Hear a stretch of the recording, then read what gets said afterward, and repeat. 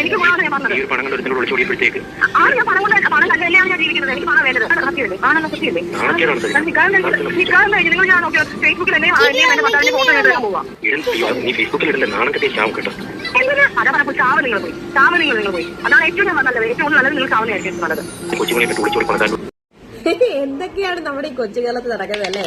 ഒരിടത്ത് കഞ്ചാവാണെങ്കിൽ മറ്റൊരിടത്ത് കൊലപാതകം, മറ്റൊരിടത്ത് കുഞ്ഞുങ്ങളെ കൊല്ലുന്നു, മറ്റൊരിടത്ത് അതിസംഘർഷപരമായിട്ടുള്ള അഭിഹിതങ്ങൾ നടക്കുന്നു. എന്തു തന്നെയായാലും ഇതെല്ലാം കണ്ടും കേട്ടും നമ്മൾ കുറച്ചൊന്നും അറിയാൻ വയ്യാത്ത കുറച്ച് സാധാരണക്കാർ ഒരു സൈഡിൽ ജീവിച്ചും പോകുന്നു.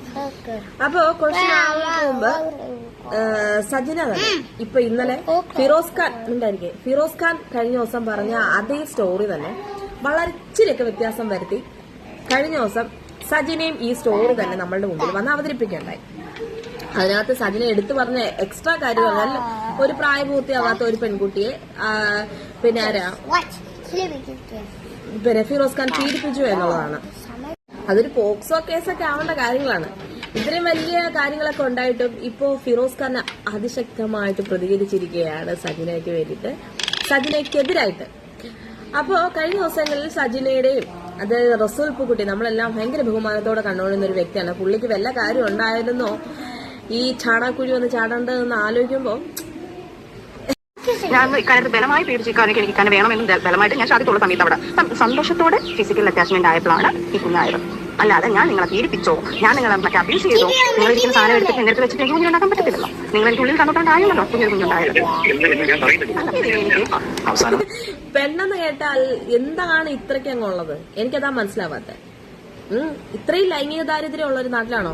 നിങ്ങൾക്കൊരു ഭാര്യയുണ്ട്, അത് പോരെ? പിന്നെയും ഈ കല്യാണം കഴിച്ച രണ്ട് കൊച്ചുങ്ങളായ ഒരു സ്ത്രീ എന്തോതിനാ? എന്തു തന്നെ ആയിക്കോട്ടെ, നിങ്ങളുടെ പേര് മഹിമ എല്ലാം നിങ്ങൾ ഇത്ര കാലം നിങ്ങൾ എന്തെല്ലാം ഉണ്ടാക്കി വെച്ചോ അത് മൊത്തം ഒറ്റയടിക്ക് നശിച്ചു പോയോ? ഇവര് ഓൾറെഡി നശിപ്പിച്ചിട്ടേക്ക് അവരുടെ ജീവിതം. ഇപ്പൊ നിങ്ങളുടെ ജീവിതവും പോയോ?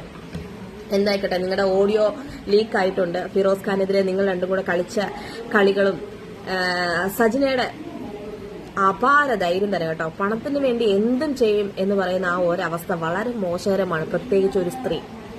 പിള്ളേരുടെ ജീവിതം, ഇനി പിള്ളേര് എങ്ങനെ സ്കൂളിൽ പോകും, മറ്റുള്ളവരുടെ മുഖത്ത് എങ്ങനെ നോക്കും, ഇതൊന്നും എന്താ നിങ്ങൾ ചിന്തിക്കാത്ത? 40 വയസ്സിന് എന്തായാലും മുകളിലായിട്ടുണ്ടെന്നുള്ള കാര്യം എന്തായാലും അറിയാം. എന്തു തന്നെയായാലും ഭയങ്കര ചീപ്പായി പോയി. നിങ്ങളൊരു സ്റ്റാൻഡേർഡ് നല്ലൊരു മേഖലയിൽ ജോലി ചെയ്യുന്ന ഒരു വ്യക്തിയായിരുന്നു, ഒരു മീഡിയയില്. ഇപ്പൊ എന്ത് ചെയ്യാനല്ലേ? ഒരു കുടുംബജീവൻ തകർന്നു പോയത്. ഒരു സ്ത്രീയാണ് ഒരു വീടിന്റെ വിളക്ക് എന്ന് കേട്ടിട്ടുണ്ട്. ഇത് കരിമ്പിളക്കായി പോയെന്ന് അറിഞ്ഞപ്പോ എന്തായാലും സജിന അടിപൊളി. അയ്യോ, എന്തൊക്കെയാണ് കുഞ്ഞുങ്ങളെ വേദനിപ്പിക്കാൻ. ഞാൻ എന്തായാലും കേസ് എടുക്കും, ഞാൻ കേസ് ഫയൽ ചെയ്യും. സത്യമായിട്ട് ഇങ്ങനെ എന്തൊക്കെ നാടകങ്ങളാണ് നമ്മൾ കണ്ടതല്ലേ? അത് ആ സത്യം ഒരിക്കലും മൂടി വെക്കാൻ പറ്റില്ല.